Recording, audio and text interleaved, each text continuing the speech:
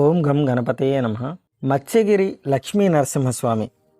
లక్ష్మీ నరసింహస్వామి ఎక్కువగా కొండలను గుట్టలను తన స్థిర నివాసంగా చేసుకొని తన భక్తులకు దర్శనమిస్తూ ఉంటారు. ఆ స్వామి ఆ కొండలపై గల గుహలలో వెలసి పూజాభిషేకాలు అందుకుంటూ ఉంటాడు. అలా ఆయన కొలువైన పరమ పవిత్రమైన పుణ్యక్షేత్రాలలో మత్స్యగిరి ఒకటిగా కనిపిస్తుంది. ఇది యాదాద్రి భువనగిరి జిల్లా వలిగొండ సమీపంలో వెలసిల్లుతోంది. లోక కళ్యాణం కోసం శ్రీ మహావిష్ణువు ధరించిన దశావతారాలలో మత్స్యావతారం మొదటిది. అలాంటి మత్స్య రూపంలో లక్ష్మీ నరసింహస్వామి కొలువైన పుణ్యక్షేత్రంగా మత్స్యగిరి ప్రసిద్ధి చెందింది. ఒకానొకప్పుడు సోమకాసురుడు వేదాలను అపహరించి దేవతా శక్తులు బలహీనపడేలా చేయాలనుకుంటాడు. బ్రహ్మదేవుడి నుండి వేదాలను దొంగిలిస్తాడు.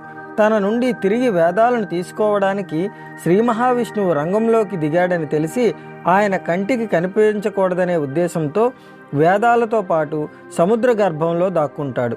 అది గమనించిన శ్రీ మహావిష్ణువు మత్స్యావతారాన్ని ధరించి సుమిత్రా గర్భంలోకి ప్రవేశిస్తాడు. ఇద్దరి మధ్య ఘోరమైన యుద్ధం జరుగుతుంది. సోమకాసురుణ్ణి సంహరించిన శ్రీ మహావిష్ణువు తిరిగి వాటిని బ్రహ్మదేవునికి అప్పగిస్తాడు. అలా వేదాలను రక్షించడానికి శ్రీ మహావిష్ణువు మత్స్యావతారాన్ని ధరించాడు. అయితే మిగతా అవతారాలలో మాదిరిగా స్వామి మత్స్యావతారంలో వెలిసిన క్షేత్రాలు చాలా తక్కువ.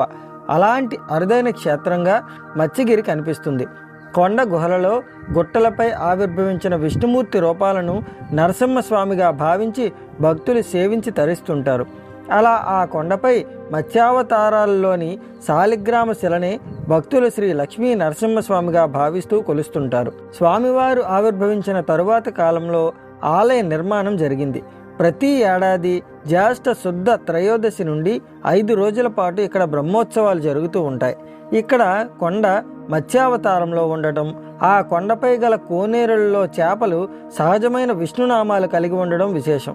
నామాలు కలిగిన చేపలను మనం ఇక్కడ మాత్రమే చూడగలుగుతాం. ఇక కొండ పైభాగంలోకి ఒక శిల అచ్చు చేప ఆకారంలో ఉంటుంది.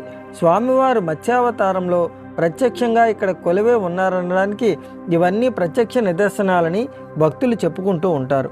హనుమంతుడు క్షేత్రపాలకుడిగా ఉన్న ఈ క్షేత్రాన్ని దర్శించుకోవడం వలన దుష్టశక్తుల పీడలు, దుష్టగ్రహ బాధలు తొలగిపోయి సకల శుభాలు కలుగుతాయనేది భక్తుల ప్రగాఢ విశ్వాసం. ఈ క్షేత్రానికి చేరువవడానికి బస్సు, రైలు మార్గాలు ఉన్నాయి. హైదరాబాద్ నుండి 85 కిలోమీటర్ల దూరంలో ఉన్న ఈ క్షేత్రానికి వలిగొండ మీదుగా చేరుకోవచ్చు. భువనగిరికి 36 కిలోమీటర్లు, నల్గొండకి 55 కిలోమీటర్ల దూరంలో ఉన్న ఈ క్షేత్రానికి చేరుకోవడం చాలా తేలిక. ఘాట్ రోడ్ ద్వారా కార్లలోనూ అలాగే ఆటోల్లోనూ కొండపైకి చేరుకోవచ్చు.